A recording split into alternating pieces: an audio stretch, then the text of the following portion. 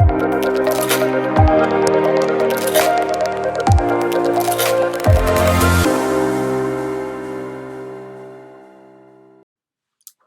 everyone, my name is Allison Burns and I'm the SGA Vice President at VCOM-Virginia.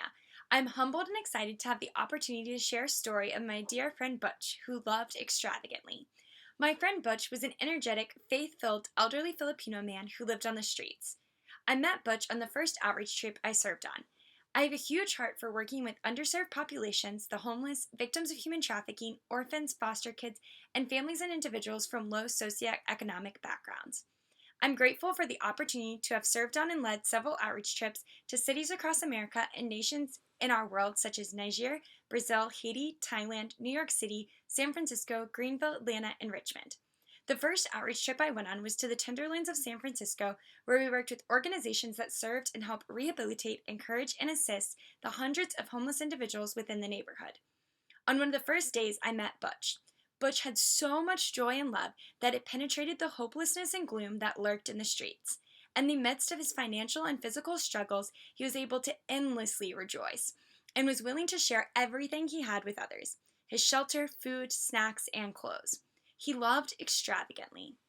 He truly was a walking example of the Bible verse that says, "We rejoice in our sufferings, knowing that suffering produces endurance, and endurance produces character, and character produces hope." Butch's perspective, faith, joy, and love stood out and shook through the community as it was so countercultural to the selfishness, hatred, division, and violence that was commonly seen within the neighborhood. Throughout the time there, we heard stories from many of the others of the compassion and generosity Butch had for everyone and the individual sacrifices he gave for his family. See, Butch called everyone family, and he believed that we were all God's family, and that brought unity to his brothers and sisters who called the streets their home. Butch's selflessness, generosity, and joy in the midst of a situation that the rest of the world would call distressing and hard truly blew me away. While I went there to serve my new friends in the Tenderloins, I believe that I truly was the one that walked away forever changed. See, our giving and service is not simply the object or material or even the service that we can offer. Butch couldn't offer much. He didn't have much by most standards. But he didn't let that restrict him, make him grumpy or angry, or hold him back from moving forward.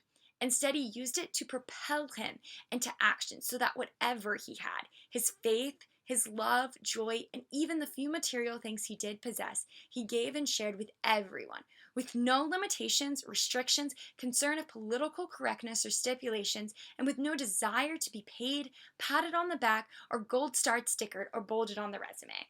Out of what others would perceive as lack, he learned to love extravagantly and therefore gained richness of virtue. How often do we rejoice in what we are blessed with and truly live humbly and gratefully? How quick are we to give generously of our service, abilities, and time, even when it's limited or tough? Or when our studying is piling our exam week hits, how often do we give and serve with no alternative motives or resume building on the mind?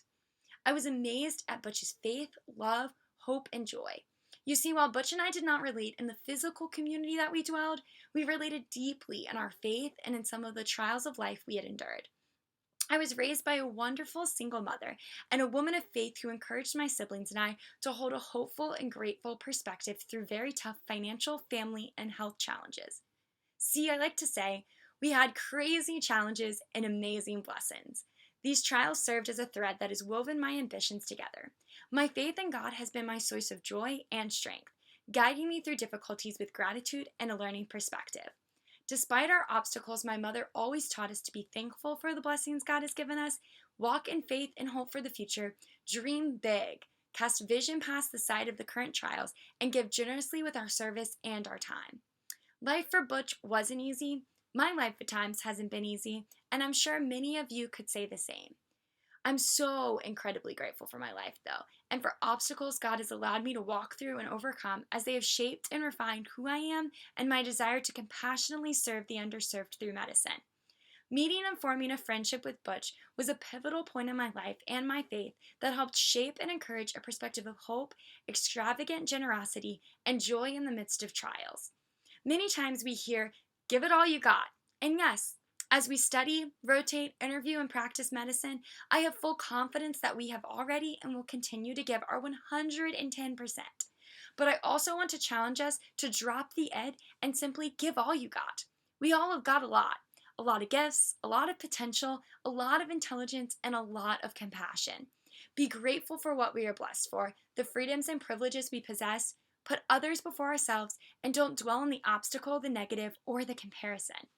Whether it's time, finances, a helping hand, a listening ear, an encouragement, a meal, shelter, a ride, a gift, love generously, creatively, humbly, wholeheartedly, and extravagantly. I want to leave us with two of my favorite quotes. Andy Stanley says, "Do for one which you wish you could do for all." And Mother Teresa says, "Do ordinary things with extraordinary love." Thank you so much.